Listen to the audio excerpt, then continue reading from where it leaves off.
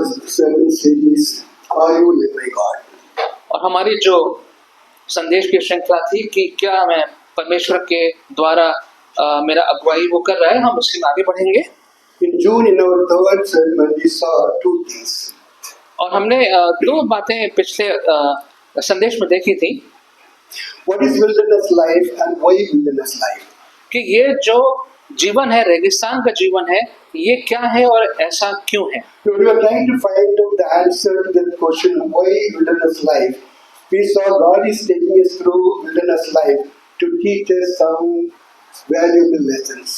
और हमने देखा कि ये जो रेगिस्तान जैसा जीवन है वो क्यों है, क्योंकि परमेश्वर हमें उससे लेके जा रहा है ताकि हम कुछ उसमें कुछ सीखने पाए उससे। We saw that God was taking the Israelites through wilderness to teach them His laws and decrees. और हम देख रहे थे कि परमेश्वर इजरायलियों को उस जंगल के रास्ते से ले गया ताकि परमेश्वर का जो नियम है, कानून है, व्यवस्था है, वो इजरायली लोग सीखने So sometimes God takes us through wilderness to teach us some lessons. और इसलिए कभी कभी परमेश्वर हमें इस जंगल के रास्ते ले जाता है ताकि हम कुछ सबक सीखने पाएं। And from today onwards, we will see what are the lessons that Israelites learned as they walk through the wilderness. और आज हम देखना चाहेंगे कौन कौन से सबक इजरायलियों ने सीखे जब वो इस जंगल के रास्ते में से, रेगिस्तान से होके जा रहे So we थे। cannot see all the lessons that God taught them in a single sermon. और एक संदेश में हम सारे वो सबक तो नहीं देख पाएंगे। Maybe we will continue with for another three or four sermons to see what God taught Israelites. शायद 2-3 आगे संदेशों में देखेंगे कि परमेश्वर ने इजरायलियों को क्या सिखाया। Today we'll just see two things that God taught them during their journey. आज हम देखेंगे केवल 2 बातें जो परमेश्वर ने इजरायलियों को इस समय पर सिखाई। Please read me to Exodus chapter 14. Someone can please read verse 1. निर्गमन का 14 निकाल लीजिए और कोई व्यक्ति पहला पद पढ़ दीजिए। The Lord said to Moses, "When the Israelites returned back from the camp near Pi-hahiroth, between Migdol and the sea, they are to camp near the sea, directly opposite God's river." Somebody read please. यहोवा ने मूसा से कहा, इस्राएलियों से कहें कि वे पीछे हटकर Migdol और समुद्र के मध्य की बाकी डोर के सामने छावनी डालें। तुम समुद्र के तट पर ठीक बाल-सफन के सामने छावनी डालना। Okay, the Israelites left Egypt from a place called Ramses. और रामसीस जगह थी, वहां से इजरायलियों ने मिस्र देश को वहां पे छोड़ा था। From there they traveled to Sukkot, a place called Sukkot. वहां से फिर वो सकत नाम के स्थान पर चले And from गए थे there they came to a place called Etham. और फिर लीथन इस जगह पे वो उसके बाद आए। Etham was the last settled place before they entered into the wilderness. और ये वो जगह थी जहाँ पे आखिरी जगह थी, पड़ाव था। उसके बाद फिर वो उस जंगल में प्रवेश कर If गए। they were going to stay, they were going to the wilderness of Etham and then come down to wilderness of Sin. और अगर ऐसा नहीं होता तो वे वो दूसरे एक जंगल से दूसरे जंगल में वो पहुंच जाते।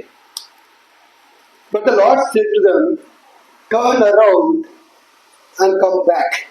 परमेश्वर ने कहा कि वापस दूसरे रास्ते से जाना है। He said, you go to that place, Etham, from there, he asked you to make a U-turn and come down. उसने कहा कि इस लीथन जगह जो है, लीथन वहां जाके वहां से फिर वापस घूम के नीचे He आना है। said, you camp at the place called Pi-hahiroth. पाए कलरोत इस स्थान पे आना है। That was between Migdal and the Baal-Zephon. और ये मिग्दल और बाल सेशन 2 स्थानों के बीच की जगह थी। In front of that, it's a Red Sea. उसके बीच में जो था वहां पे वो लाल समुद्र था। Now you have a clear picture. They left from Ramses, came to Sukkot, came to Etham.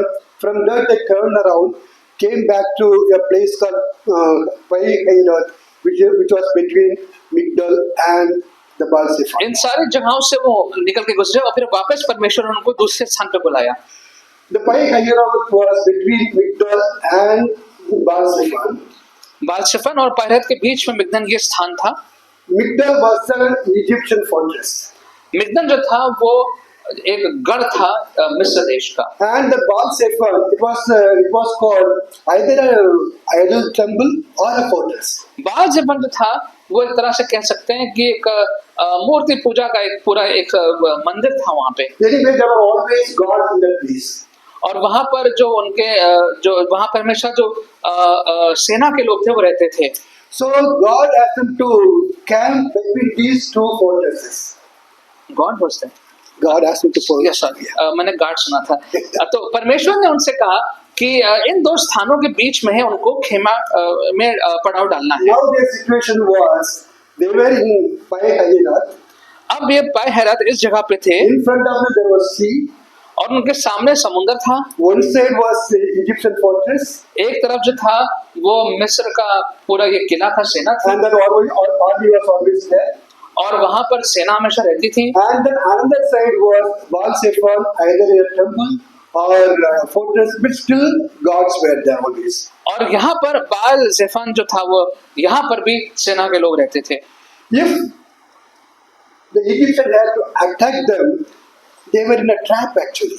और अगर मिस्र के लोगों पे इन पे हमला करना होता तो ये लोग बहुत बुरे फंस चुके There was थे। no place for them to escape. उनके भागने की कोई जगह नहीं थी। In front there was Red Sea. सामने जो था वो लाल समुद्र था। Both the side fortresses, दो तरफ जो थे वो किले थे, they were in between. ये बीच में फंसे हुए थे। If Egypt attacked them, they are caught in a trap. और अगर मिस्र के लोग यहाँ पे उन पे हमला करते तो वो वहां पे फंस चुके थे। Edom was the only open country where if in case if it had attacked them in that place, they could either escape or fought back. और एक ही जगह बची थी जहाँ पर Edom was the only place. वो जगह बची थी जहाँ पे वो जाके बच सकते थे। But God asked them to leave that place and come to this trap. लेकिन परमेश्वर ने उनसे कहा कि ये जगह छोड़ के तुम्हें इस जगह पे आना है। You can understand, no, if they are actually they were in a trap. और ये वास्तव में आप सोचिए, वास्तव में वो एक बुरी जगह पे फंस चुके थे। The Egyptians can easily come and attack them and kill all of them. मिस्र के लोग आराम से आके उनको जान से मार सकते थे। But who led them to that place? लेकिन इस जगह पे उन्हें लेके कौन आया? God led them to that place. परमेश्वर उन्हें इस जगह पे लेके आया। Did God make a mistake? क्या परमेश्वर ने ऐसा करके गलती करी? Did God make a mistake by bringing them to that trap? इस जगह पे लाके क्या परमेश्वर ने कोई गलती करी? That was what Pharaoh thought. फिरौन ने तो ऐसे ही सोचा। He thought the Israelites were wandering around here and there, and they got stuck in the place. और फिरौन ने तो ये सोचा कि इजरायली इधर उधर भटक रहे थे और अब ये लोग भटकते भटकते यहाँ पे आ गए। That's why he pursued them with the intention of taking them back to slavery. और इसीलिए उसने उनका दोबारा पीछा किया ताकि वो वापस उनको उस बंधुआई के जीवन में ले जाए। But he did not know it was God who led them to that place. लेकिन उसको ये नहीं मालूम था कि परमेश्वर इजरायलियों को उस स्थान पे ले गए। He did not know that God was with them even in that trap. उसको ये नहीं मालूम था कि उस फंसे हुए जैसे स्थिति में भी परमेश्वर उनके साथ था। By the time he and his forces realized, it was too late. और जब तक उसने और उसके सेना ने ये सोचा, पता लगा उनको बहुत देर हो चुकी It थी। was very late for them. उनके लिए बहुत देर हो चुकी थी। God never makes a mistake. परमेश्वर कभी कोई गलती नहीं करते। He never leads us to a wrong direction and say, I'm sorry, I led you in the wrong direction. और कभी वो किसी गलत स्थान पे लेके नहीं जाते और फिर उसके बाद वो क्षमा मांगते, एक गलती से मैं आपको यहाँ ले आया। Even when the road seems to be very strange and hard, you can always know God never makes a mistake. अगर आपको लगता है कि मार्ग जो है वो बहुत सख्त है, मुश्किल है, तभी भी आप जान लें कि परमेश्वर कभी कोई गलती नहीं करता। God never leads us in the wrong direction, wrong ways. परमेश्वर कभी किसी गलत राह पे, गलत दिशा में लेके नहीं जाते हैं।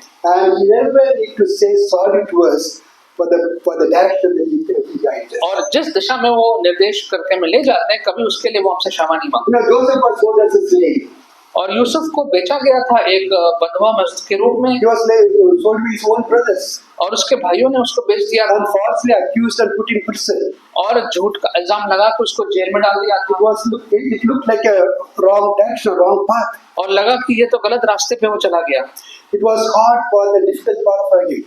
और ये उसके लिए एक बहुत मुश्किल रास्ता था। But it was not a wrong path. लेकिन वो गलत रास्ता नहीं था। And he traveled in that path and became the second most important person in the country. और उस रास्ते पे वो चलता गया और उस देश में दूसरा बहुत मुख्य व्यक्ति वो बन गया। And David was anointed as a king. और David was anointed as और जो दाऊद था उसको अभिषेक किया गया था कि वो राजा बनेगा। But next 10 years God led him to the wilderness. लेकिन अगले 10 वर्षों तक वो भी रेगिस्तान जंगल में छुपता फिरा। It was hard and strange place for him. उसके लिए बहुत ही अजीब सी मुश्किल परिस्थितियां थी, Very difficult for him. बहुत मुश्किल था। But through that path, he went on and became the greatest king of Israel. लेकिन उस रास्ते से वो गुजरा और फिर वो बहुत ही ज्यादा सबसे प्रसिद्ध महान राजा बन So गया। God never makes a mistake when He leads us. परमेश्वर कभी कोई गलती नहीं करते जब वो हमारी अगुवाई करते It may हैं, be a hard and difficult path, और वो बहुत मुश्किल कठिन रास्ता हो सकता है but never a wrong path. लेकिन गलत नहीं हो सकता। He will be with you even when you walk through that difficult and hard path. और वो आपके साथ बने रहेंगे भले ही आप उस मुश्किल रास्ते से गुजर रहे It हो। was God who led them into this trap. परमेश्वर ही उनको इस ऐसी परिस्थिति में लेके पहुंचाया था इस्राएलियों को। Can you someone please read Exodus 13 verse 21? कोई Exodus 13 verse 21. 13-21 पढ़ सकता है?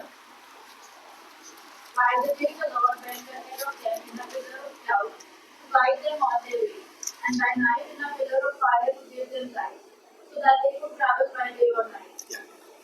और यहोवा उनको दिन में मार्ग दिखाने के लिए मेघ के खंभे में और रात को उजाला देने के लिए आग के खंभे में होकर उनके आगे आगे चला करता था, जिससे वे दिन और रात दोनों में यात्रा कर सके।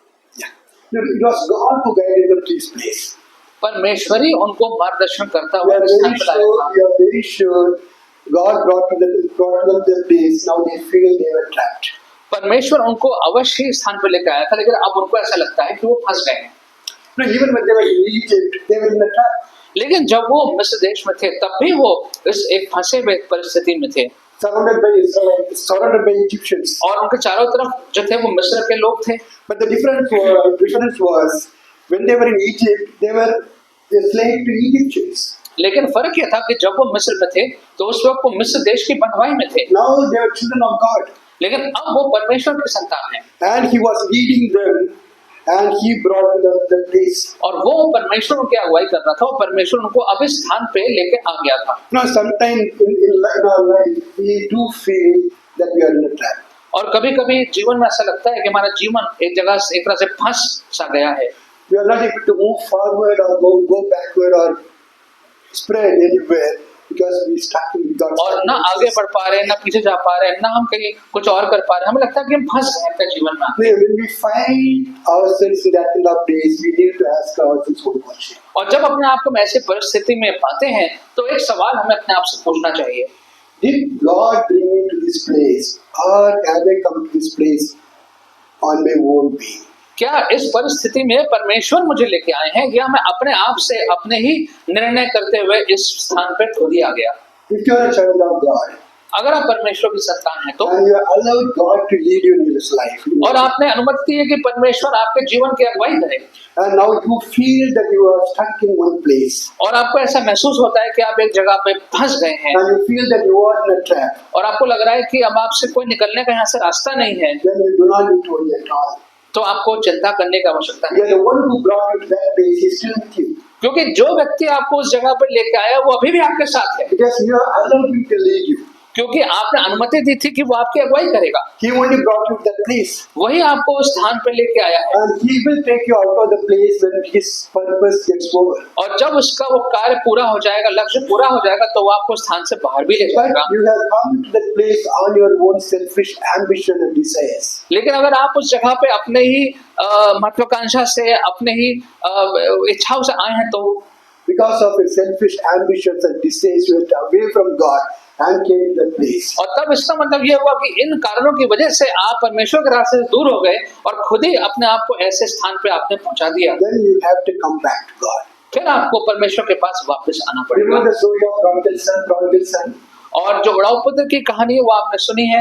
He took all that he had and left his father, went far away to a place. और सब कुछ जो उसका था अपना हिस्सा बांट करके अपने पिता से बहुत दूर जगह चला गया रहने के लिए। He went far away from his father because he thought he could have a better life than what his father और had वो given. अपने पिता से घर से बहुत दूर चला गया सोच के कि दूर जगह जाके मुझे और अच्छा जीवन मिलेगा रहने के लिए। He went there and got trapped himself. लेकिन जब वहां गया तो उसने अपने आप को वहां फंसा लिया। He lost all that he had जो भी उसके पास था सब खो गया। and he had no friends, उसके कोई मित्र नहीं बचे not even food to eat. और खाने के लिए भोजन भी नहीं था। He was not able to travel anywhere to anyone. और कहीं भी वो जा नहीं पा रहा था, बिल्कुल वो अपने परिस्थितियों में फंस गया था। Remember, his father was not with him. और उसका बाप उसके साथ नहीं था, He left the father and went away.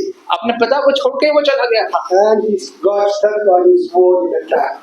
और उस जगह पे वो उसने अपने आप को फंसा लिया। From there, he had to come back to father. वहां से उसे अपने बाप के पास वापस आना पड़ा। That's why he said, in case if we have gone on our own with our own ambition, selfish ambition, desires, then we have to come back to God. इसलिए मैंने कहा कि अगर आप इस दुनिया के रास्ते पर अपने खुद की महत्वाकांक्षा से और स्वार्थ भावना से निकल गए हैं और फंस से गए हैं, तो अब आपको अपने पिता के पास वापस आना पड़ेगा। You have to come back to God and place yourself under God and say, Lord, you lead me. और परमेश्वर पिता के पास वापस आना पड़ेगा और उसके हाथों में अपने जीवन को रखना पड़ेगा और कहना पड़ेगा कि परमेश्वर अब आप मेरी अगुवाई। So it's very, very important for us to ask this question in our life when we feel that we are trapped in a तो ये सवाल पूछना बहुत जरूरी है अगर हमको ऐसा महसूस होता है कि जीवन में हम अपने किसी परिस्थिति में फंस गए हैं। Am I in this place because God brought me here, or have I come to this place on my own? और इस परिस्थिति में क्या परमेश्वर मुझे लेके आया है या खुद मैंने अपने आप को इस जगह पे फंसा लिया है? If God has brought you in that place, He has a purpose for you. और अगर परमेश्वर आपको उस जगह पे लेके आया है तो फिर उसकी योजना है आपके लिए। Now, God had a purpose for bringing Israelites to that place. और उस स्थान पे इस्राएलियों को लाने के लिए भी परमेश्वर का एक योजना थी। Can you please read verse 4 of chapter 14? 14 का 4 पढ़ दीजिए।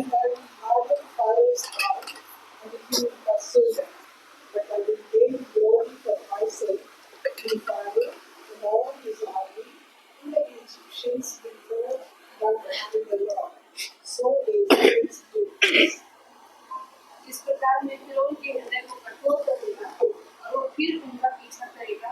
तब फिरौन और उसकी सारी सेना के द्वारा मेरी महिमा होगी और मिस्री जान लेंगे कि मैं यहोवा हूँ और उन्होंने वैसा ही किया। This was God. We saw God has two purposes. यहाँ पर हम देखते हैं कि दो लक्ष्य हैं परमेश्वर To gain glory through Pharaoh and his army, कि फिरौन और उसकी जो सेना है उसके द्वारा उसको महिमा मिलने पाए to reveal himself to Egyptian as the Lord. और मिस्र के लोगों को भी ये दिखाई दे कि वही परमेश्वर है। In the beginning of the word it says, God hardened Pharaoh's heart. और शुरू में ऐसा लिखा हुआ है कि परमेश्वर ने फिरौन के मन को कठोर कर दिया। Plus it simply means God allowed Pharaoh continue to be hardened his heart. Hardened. और इसका मतलब यही है कि जो उसका दिल की अवस्था पहले से थी उसी में वो आगे और बढ़ता गया। Pharaoh was not an innocent man. जो फिरौन था वो एक निष्पापी व्यक्ति नहीं था, He was already a hardened man. वो तो पहले से उसका दिल हृदय सब बड़ा कठोर था। Even after seeing so many miracles that destroyed his nation, he never repented. और उसने इतने सारे आश्चर्यक्रम देखे और उसके बाद उसका पूरा जो देश था वो खत्म होने लगा, फिर भी उसका हृदय वैसे He he hardened his heart and he never wanted to leave the Israelites. और उसका दिल इतना कठोर था कि वो इजरायलियों को जाने नहीं दे रहा था। Only when his son died, he got frightened and let Israel go. और जब उसके पुत्र की मृत्यु हो गई तब वो डर गया था, फिर उसने इजरायलियों को जाने दिया था। Now God knew that he is going to harden his heart. और अब परमेश्वर को मालूम था कि वो उसके हृदय को कठोर करेगा, So he allowed him to harden his heart. तो उसने उसके हृदय को कठोर होने दिया। He says, I will gain glory through Pharaoh and his army. और जैसा लिखा हुआ है कि फिरौन के द्वारा मुझे महिमा मिलेगी। What does God mean? I will gain glory. क्या मतलब है कि लिखा हुआ है कि मुझे फिरौन से के द्वारा महिमा मिलेगी? He means he would demonstrate his power and might in a way that Egyptian and all other nations will know him as और God. इसका मतलब है कि वो अपने आप को इस प्रकार से अपने सामर्थ को व्यक्त करेगा कि जो मिस्र के लोग हैं, सेना के लोग हैं, वो सब उसको जीवित परमेश्वर के रूप में देखने पाएंगे। Through all that he did in that particular day, he showed his power and might as a creator God. और जो कुछ भी उस दिन हुआ उन सब क्रियाओं से परमेश्वर ने अपने आप को एक सामर्थी महान परमेश्वर के रूप में उजागर किया। And not only over the creation, but also the creation of human being. और न केवल सृष्टि के ऊपर लेकिन मनुष्य के ऊपर भी उसने अपने आप को दिखाया कि वो प्रभु है। He showed his power, authority, and might. उसने अपने सामर्थ को, अपने अधिकार को, ताकत को दिखाया। Just look at what else he did on that night. देखिए उस रात उसने क्या क्या किया। The angel of the Lord who had been traveling in front of the Israelite withdrew and went back. Sorry, which was happening? It's written there. Oh, you can just repeat that, please. Sorry. The angel of the Lord was traveling in front. जो परमेश्वर का दूत था जो सामने सामने चल रहा था, He withdrew from that place and went behind the Israelites. और फिर वो वहां से हट के इजरायलियों के पीछे पीछे चलने The लगा। pillar of cloud which was moving in the front came back to the Israelites. और जो जो जो बादल थे वो अब इजरायलियों के पीछे आ गए थे। It gave them light one side and darkness on the other side, एक तरफ ज्योति थी, एक तरफ अंधकार था, so that they were not able to go close to each other. और वो एक दूसरे के समीप नहीं आ पा रहे थे। All night God sent the east wind to part the water of the sea. और फिर परमेश्वर ने ऐसी हवा को भेजा जिससे कि वो पानी जो था वो दो भाग में हो गया, Turned the sea into a dry land. और वो जो समुद्र था वो एक सूखा धरती बन गई। He divided the water and they stood like a wall. That's what the verse chapter 15 when you read. They sing that way. They stood like a wall. Water और stood like a wall. आगे लिखा हुआ है कि जब वो उस दो भाग में किया तो वो जो समुद्र का पानी था वो दीवार की तरह खड़ी हो गई, स्थिर हो गई थी। All these things could have been done only by a powerful, mighty God ये सारी बातें जो है एक बहुत सर्वशक्तिशाली परमेश्वर के द्वारा ही हो सकती है, who controls everything. जो हर चीज को नियंत्रण में रखता है Everything in the universe. और ब्रह्मांड में हर चीज को वो अपने नियंत्रण में रखता है। By doing this, He revealed Himself as God who controls everything in the universe. और ये सब करके उसने दिखाया कि इस बात को उजागर किया, प्रदर्शित किया कि वही शक्तिशाली The परमेश्वर है। cloud, the wind, the wave, the sea. और जब उसने बादल के द्वारा और हवा के द्वारा और उस समुद्र में हर रूप में अपने आप को दिखाया, Nothing was beyond His control. और कोई भी चीज उसके नियंत्रण के बाहर नहीं थी। He not only controlled the creation, what He created, He also controlled the human beings. और न केवल उसने सृष्टि जो उसने बनाई है उसको नियंत्रण में किया, लेकिन जो मनुष्य थे, मनुष्यों को भी उसने नियंत्रण में लिया। The verse 14, chapter 40, verse 25 says, He made the wheels of the chariots come off. और उसने 25वें पद में लिखा हुआ है कि जो उसके जो रथ के पहिए थे वो पहिए भी उसने निकाल दिए। The chariots were made by human beings. जो रथ था वो तो इंसान ने बनाया था, But God controlled that evil. लेकिन उस रथ को भी परमेश्वर ने नियंत्रण में ले लिया। He controlled the things that He created. और जिन चीजों को परमेश्वर ने स्वयं सृष्टि करी थी उसको भी नियंत्रण He किया, also controlled something that a human being created. और जिन चीजों को मनुष्य ने बनाया था उसको भी परमेश्वर ने अपने नियंत्रण में ले लिया। Nothing is beyond His control in this universe. इस पूरे ब्रह्मांड में, सृष्टि में परमेश्वर के नियंत्रण से बाहर कुछ नहीं है, Whether it was made by Him or made by human being. चाहे वो उसने बनाई हो चाहे किसी मनुष्य ने बनाई हो, He controls everything. हर चीज पे परमेश्वर का The नियंत्रण है। Egyptian army was utterly defeated. और जो मिस्र की सेना थी वो पूरी तरह से ध्वस्त हो गई थी, हार गई थी। God demonstrated His power and might in such a way the Egyptians recognized Him as well as the Lord. Sorry, He demonstrated His power and might in such a way Egyptians recognized Him as God. और इस प्रकार से परमेश्वर ने अपने सामर्थ्य को, शक्ति को प्रदर्शित किया कि जो मिस्र के लोग थे उन्होंने उसको देखा कि परमेश्वर सचमुच में जीवित परमेश्वर है। Somebody read this verse 25, chapter 40, verse 25. 14 का 25। Talking the chariot wheels so that they drove heavily. And the Egyptians said, "Flee from before his head, for the Lord fights for them against the Egyptians." उसने उनके रथों के पहियों को टेढ़ा मेढ़ा कर दिया, जिससे उनका चलाना कठिन हो गया। अतः मिस्री कहने लगे, आओ हम इस्राएलियों के सामने से भाग जाएं, क्योंकि यहोवा उनकी ओर से मिस्रियों के लिए युद्ध कर रहा है। They say the Lord is fighting for them. क्योंकि उन्होंने कहा कि यहोवा जो है वो इजरायलियों के लिए लड़ रहा है। The word Lord is translated from the Hebrew word Yahweh. और यहाँ पे जो शब्द यहोवा लिखा हुआ है वो याहवे, इब्रानियों भाषा की याहवे से लिया गया। They did not say the God of Israel is fighting for them. उन्होंने ये नहीं कहा कि इजरायलियों का परमेश्वर उनके लड़ रहा है, They say Yahweh is fighting for them. उन्होंने कहा कि याहवे उनके लिए लड़ रहा है। Yahweh means the self-existent God. और याहवे का मतलब है वो परमेश्वर जो जिसके जीने की जो कारण है वो उसके स्वयं नहीं है। Through all He revealed that day, even the Egyptians understood it it was Yahweh who is fighting. और उस दिन जो मिस्र के लोग थे, सेना के लोग थे, उनको भी समझ में आ गया कि यहोवा परमेश्वर इनके लिए लड़ रहा है। That's what God said, I will gain glory through Pharaoh and his army. और इसका मतलब ये हुआ कि परमेश्वर ने जब कहा कि फिरौन के द्वारा मुझे महिमा प्राप्त होगी। From the beginning of message, I said, by the time they realized it was too late. और शुरू में मैंने कहा था कि जब तक मिस्र के लोगों को ये सब बातें समझ में आई, बहुत देर हो चुकी थी। They realized this in their dying moment. और जब वो सब मर रहे थे, तो उन्हीं पलों में उन्हें इन सब बातों का एहसास हुआ। When they were dying, they said, Yahweh is fighting for them. और जब वो सब मर रहे थे, मरने लगे थे, तब उन्होंने कहा कि इनके लिए तो यहोवा लड़ रहा We है cannot do anything against them trying to escape. और अब कुछ नहीं कर सकते उसके विरोध में। In their dying moment, Egyptians recognized and acknowledged him and honored him.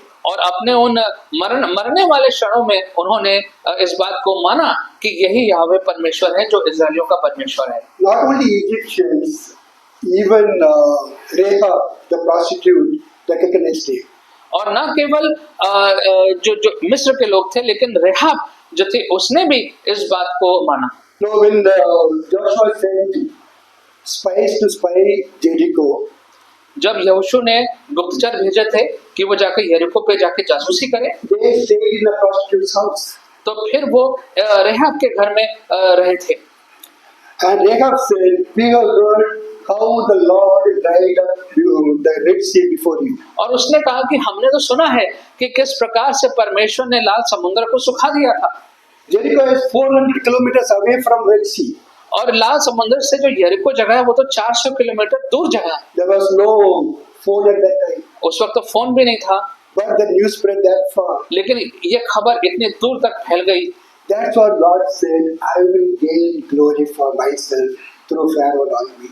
और इसका मतलब यही था कि परमेश्वर ने कहा कि फिरौन के इस पूरे इस घटना के कारण से मुझे महिमा मिलेगी। But she also said, for the Lord your God is a God of heaven and earth. और रेहब ने ये भी कहा कि तुम्हारा जो परमेश्वर है वो आसमान और जमीन का परमेश्वर है। God revealed himself so powerfully on that day. Not only Egyptian, but the whole nation, whole world came to know that he is Lord. और इतने शक्तिशाली तरीके से परमेश्वर ने अपने आप को प्रदर्शित किया उस दिन कि न केवल वो मिस्र देश, लेकिन आसपास के लोग, सारे देश, पृथ्वी जो थी, सब तक ये खबर पहुंच गई कि परमेश्वर सामर्थी परमेश्वर है। God gave glory for himself. और परमेश्वर के नाम को स्वयं महिमा मिली उस दिन। What happened on the Red Sea was a God judgment on Egypt. और जो उस दिन लाल समुद्र पे हुआ वो मिस्र देश पर परमेश्वर का न्याय था। Even after witnessing so many miracles, और he इतने did not repent. और इतने ढेर सारे आश्चर्य कर्म के द्वारा दिखाने के बाद भी फिरौन का दिल परिवर्तन नहीं हुआ था। He still pursued the Israelites with the intention of taking them back to slavery. वो फिर भी इजरायलियों का पीछा कर रहा था कि इनको वापस बंधुआई के जीवन में लेके जाएगा। God gave glory by displaying his power and might. और परमेश्वर के नाम को महिमा मिली जब उसने अपने इस सामर्थ को उस दिन प्रकट किया। So purpose of bringing the Israelites to that back place was तो उस जगह पे, उस ऐसे जगह पे जहाँ पे वो फंस गए थे, परमेश्वर वहाँ पे क्यों लेके गया to उन्हें? reveal himself as a creator God. ताकि वो अपने आप को दिखा पाए कि वही सृष्टि करने वाला महान परमेश्वर Not है। only to the Egyptian, but also to Israelites and the whole world. और न केवल मिस्रियों को, लेकिन इजरायलियों को भी और आसपास के सारे राष्ट्रों में भी। So sometimes when you are in the trap, realize God gains glory through your life. और कभी कभी आप सोच सकते हैं, जब आप कभी ऐसी परिस्थिति में हो तो उस पूरे परिस्थिति में परमेश्वर के नाम को महिमा मिलती So है। instead of going through a lot of tension and fear about it, just to find out what God is trying to do. और इसलिए बजाय कि आप बहुत सारे बहस से होके गुजरे और बहुत ज्यादा विचारों में उलझे हुए रहें, आप परमेश्वर से पूछें कि क्यों उस परिस्थिति में है। At that moment, if you can focus your eyes on God, you will have tremendous amount of peace in your life. और फिर जब उस परिस्थिति में आपका ध्यान परमेश्वर को लग जाएगा तो उसी परिस्थिति में आपको बहुत ही ज्यादा शांति अनुभव होगी। God's second purpose was to teach Israelites a valuable lesson. और दूसरा भी एक काम था, जो लक्ष्य था, एक बहुत ही महत्वपूर्ण सबक इस्राएलियों को सिखाना था। The lesson was be still. और वो सबक ये था कि स्थिर बने रहो। Someone please read verse 13 and 14. 13वां और 14वां। Samson the people, do not be afraid. Stand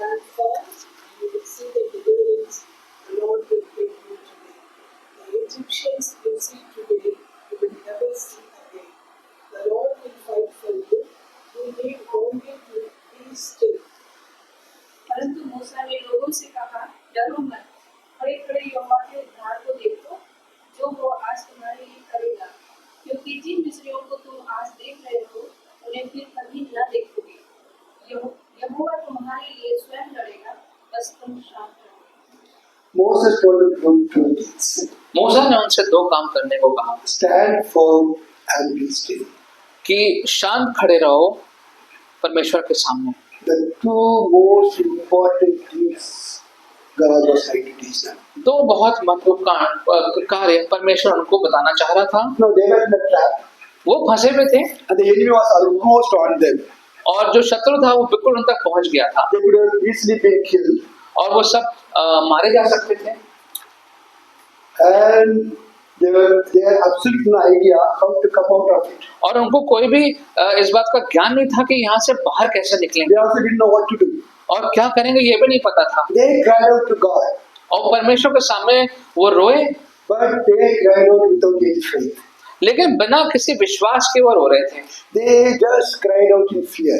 और वो भय में रो रहे थे। There was no faith or expectation in their cry. उनके रोने में कोई विश्वास नहीं था, कोई अपेक्षा नहीं थी। But just if you read after that, they cried, and then immediately the next moment they turned against Moses and took it on him. क्योंकि हम देखते हैं कि वो रोए लेकिन उसके बाद अगले क्षण में वो मूसा के विरोध में सब बातें करने लगे थे। They were afraid and they were angry. वो डरे हुए थे और वो क्रोधित भी थे They were panicking and they knew they had to do something about it. और वो सब घबरा रहे थे, परेशान हो रहे थे। उन्हें मालूम था कि हमें कुछ करना पड़ेगा But they had absolutely no idea what to do and they were not in a position to do anything about it. और उन्हें बिल्कुल भी नहीं मालूम था कि करें तो क्या करें, ना ही वो कुछ भी करने की परिस्थिति में थे। They also felt so helpless and angry and frightened. They thought they made a mistake by leaving Egypt. और इतना ज्यादा गुस्से में थे, परेशान थे, हैरान थे कि उन्हें अब लगा कि शायद मिस्र से निकल के हमने बहुत बड़ी गलती कर दी They thought they were going to die. They are going to be killed. और उनको लगा कि अब हम सब यहाँ पे मारे जाएंगे। They were blocked on all the sides. सब तरफ से वो रास्ते बंद हो चुके थे At that moment, they were trying to figure out what they supposed to be doing. और उस वक्त वो सोच रहे थे कि हमें क्या करना चाहिए। Moses in his calm voice says, "Stand firm and be still." और परमेश्वर ने कहा कि मूसा ने उनसे कहा कि शांत रहो और मजबूती से खड़े रहो। Two most difficult things to do at that moment. और ऐसे परिस्थिति में तो बहुत ही मुश्किल कार्य जो हम करना चाहिए हमें। They were about to be attacked and killed, and Moses said, "Stand firm and be still." उन पे हमला होने वाला था, वो मरने जा रहे थे। मूसा कह रहा है कि दृढ़ खड़े रहो और शांत खड़े रहो। All the escape route has been cut off. सारे जो भागने के रास्ते हैं, बचने के रास्ते हैं, वो बंद हो चुके हैं। They neither had the power or strength to attack or to fight with that army. उनके पास न ताकत है न सामर्थ है कि वो ऐसी सेना से लड़ सकें। And Moses said, "Stand firm." लेकिन उनसे कहा गया कि दृढ़ Stand firm on what? लेकिन दृढ़ खड़े रहो किस चीज पे? Stand firm on your faith. अपने विश्वास के ऊपर दृढ़ खड़े रहो। Stand firm on your faith on God. परमेश्वर का जो विश्वास है उसके द्वारा उस पे दृढ़ खड़े And be रहो still. और हिलना नहीं। Stand firm in your faith that says God is with you. और उस विश्वास पे दृढ़ खड़े रहो जो विश्वास कहता है कि परमेश्वर तुम्हारे साथ है। God stand firm in your faith because you have seen so many miracles that God has done in your life. और तुम्हारे जीवन में परमेश्वर ने इतना आश्चर्य कर्म किए हैं, इन सब के हवाले से परमेश्वर के सामने जो है वो शांत दृढ़ खड़े रहो। Stand firm on God's word because God said, "I am taking you to Canaan." और परमेश्वर के वचन पे आधारित होकर के दृढ़ खड़े रहो क्योंकि वचन में लिखा है कि मैं तुम्हें कनान देश ले जाऊंगा। God did not tell them, "I will slaughter all of you in front of Red Sea." और परमेश्वर ये नहीं कहा था कि ये इस लाल समुद्र के सामने तुम सब मारे जाओगे। God said, "I am taking you to Canaan." परमेश्वर ने कहा था मैं तो तुम्हें कनान देश So ले here जा रहा हूँ। Moses says, "Stand firm on your faith in God's word और पर मूसा कह रहा है कि अपने विश्वास पर दृढ़ खड़े रहो and be still. Don't do anything. और दृढ़ खड़े रहो, शांत खड़े रहो, कुछ भी करने की आवश्यकता नहीं है। Just be still. केवल दृढ़ और शांत खड़े रहो। Don't try to do anything on your own." That's what he says. अपने आप से कुछ भी करने की कोशिश मत करो, ये वो कह रहा है। Why? क्यों? He said, "God, the Lord will fight for you." क्यों? क्योंकि परमेश्वर तुम्हारे लिए लड़ेगा। There are over 600,000 men. करीबन 600,000 वहाँ पे पुरुष थे। But there was only one person who knew God has brought them to the place, and he knew God was going to help him to get out of the place. लेकिन एक ही व्यक्ति जानता था वहाँ पर कि परमेश्वर उनको वहाँ पे लेके आया और परमेश्वर ही उनकी सहायता करेगा। So we all come to that place sometime.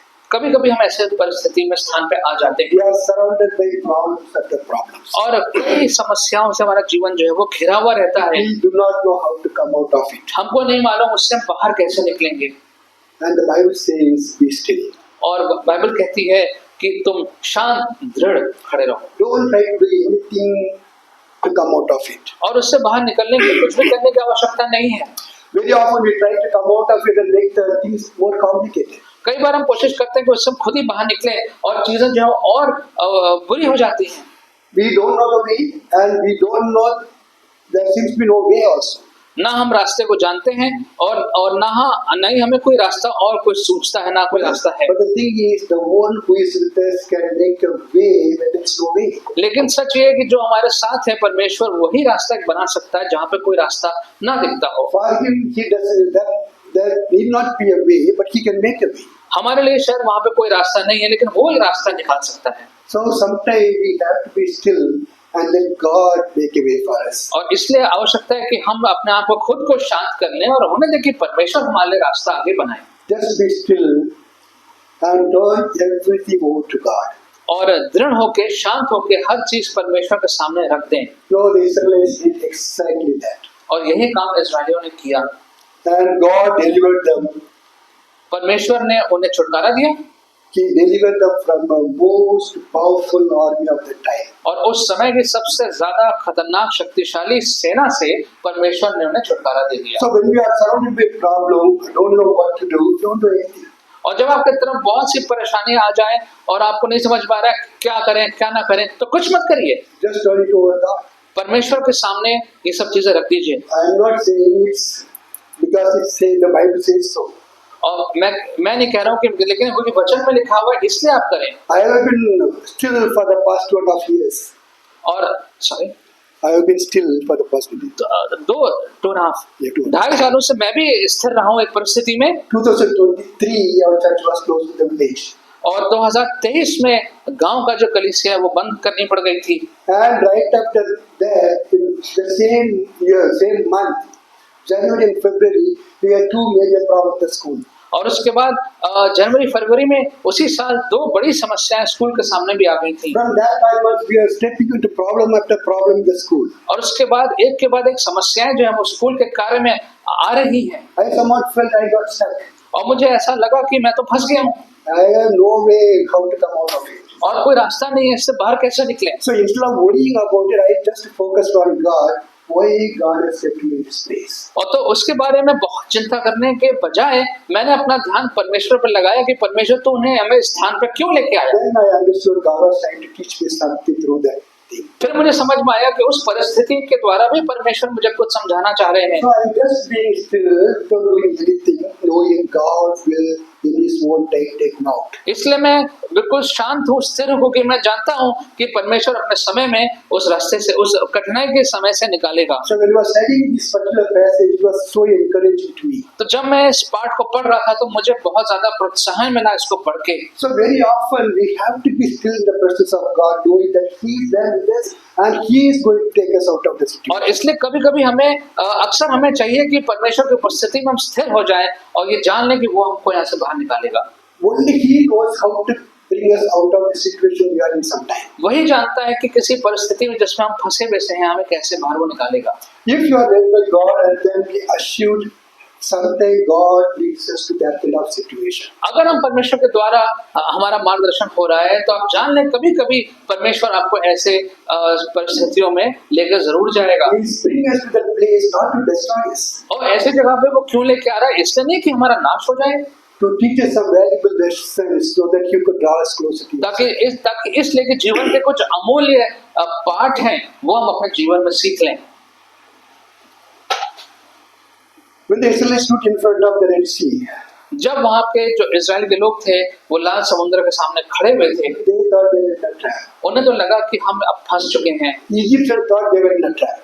और उनको उसके बाद उनको लगा कि वो भी सब फंस गए हैं मिस्र के लोग, But both of them did not realize they were in the hands of God. लेकिन दोनों को ये बात नहीं मालूम था कि दोनों जो पक्ष हैं, दोनों पक्ष परमेश्वर के हाथों में थे। When you feel that you are in a trap, surrounded by problem, always remember you are in the hands of God. और जब आप किसी ऐसी परिस्थिति में आते हैं, समस्याएं हैं, आपको लगा आप फंस गए हैं, तो जान लें कि आप परमेश्वर के हाथों में हैं। He was the one who brought you to the place.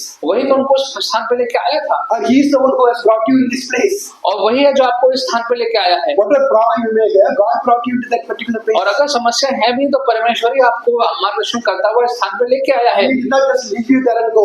आपको छोड़ के वो चला नहीं गया, He did not leave the Israelites and put them in front of the sea and then go. और इजराइलियों को वहां छोड़ करके लाल समुद्र के सामने परमेश्वर नहीं चला गया। In the eyes of the Israelites, the Red Sea was a great block that they are not able to cross. और इजराइलियों की दृष्टि में लाल समुद्र बहुत बड़ा एक रुकावट थी उनके सामने, जिसको वो आगे नहीं बढ़ पा रहे। Blocking their way so that they could not move forward. वो रुकावट इतनी बड़ी थी कि वो आगे नहीं बढ़ सकते थे। But for God, it was just one of His creation, और परमेश्वर के लिए तो बहुत छोटी सी सृष्टि थी which obeys His command. जो उसके आज्ञाओं का पालन करती है। When God leads you, you may come into a situation where no human help will be available. और जब परमेश्वर आपके मार्गदर्शन करते हैं तो शायद आप ऐसी परिस्थिति में आ जाएं जहां पर कोई मनुष्य आपकी सहायता न करने But पाए, God can take you out of the situation. लेकिन परमेश्वर आपको उस परिस्थिति से बाहर निकाल You can सकते हैं। turn to Him and stand firm in your faith. परमेश्वर की ओर अपना रुख कर सकते हैं और अपने विश्वास में स्थिर खड़े हो सकते हैं। There is no situation in our life that is beyond God's control. कोई भी ऐसी परिस्थिति हमारे जीवन की नहीं है जो परमेश्वर के नियंत्रण से बाहर हो। He is a creator and He can create a way for your problems. वो सृष्टि करने वाला है और हमारी समस्याओं के निवारण के लिए भी वो रास्ता बना सकता है। Let me finish with few thoughts. कुछ विचारों के साथ मैं अंत करूंगा। When God leads you, He never leaves you. जब परमेश्वर आपकी अगुवाई करते हैं तो वो कभी आपको छोड़ेगा नहीं। When you are surrounded by problem, you don't know what to do. Don't do anything. तो जब समस्याओं से आप घिरे हुए हैं और आप सोचते हैं क्या करें क्या ना करें, तो फिर आप कुछ मत करिए, Just turn everything over to God and be quiet. और सब कुछ परमेश्वर के हाथों में छोड़ दीजिए और शांत हो जाइए। Always grow in your faith. That's important. और विश्वास में बढ़ते रहिए, ये बहुत आवश्यक है।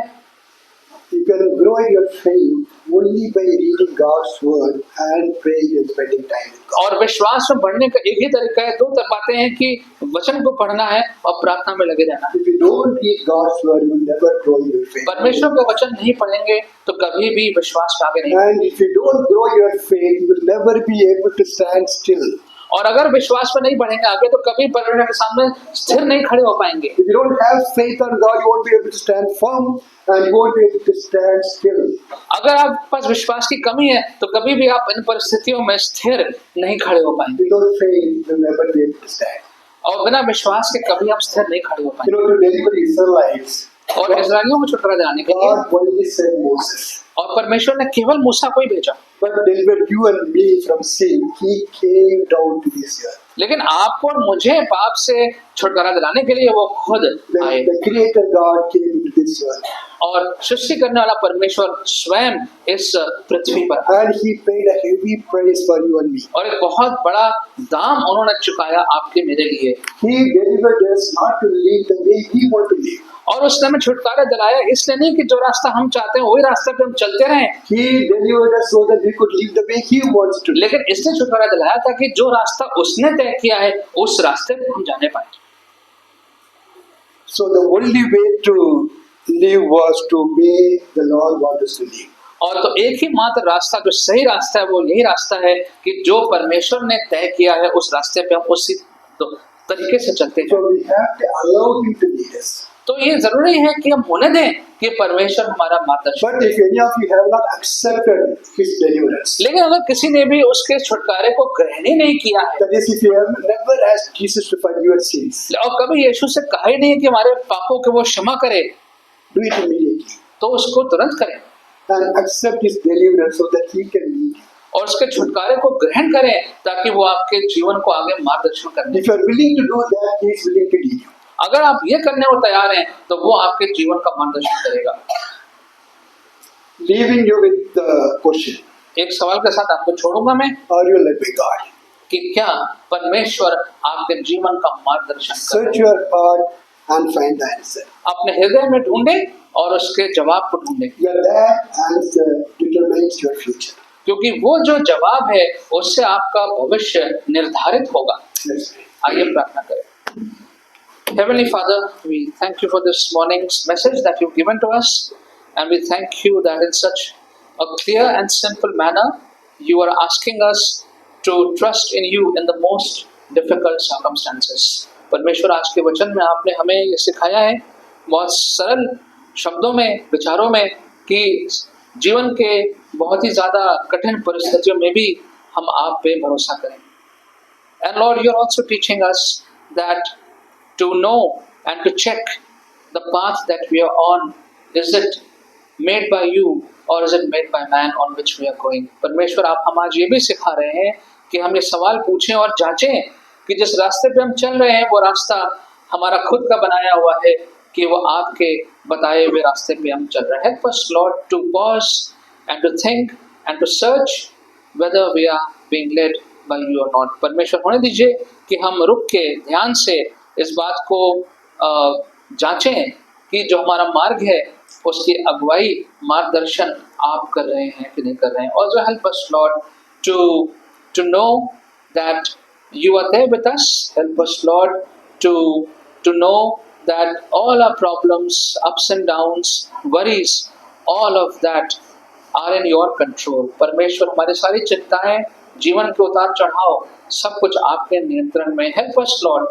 to fix our eyes on Jesus, not on the problems. Help us, Lord, to know that it is the Lord Jesus who can take care of all our problems. परमेश्वर, अपनी आंखों को हम इन परेशानियों पे ना लगाएं, लेकिन यीशु पे लगाएं, क्योंकि हम जान लें कि यीशु मसीह जो है वही हमें सारी परिस्थितियों से बाहर निकालता है। We commit ourselves to you. We pray in Jesus' precious name.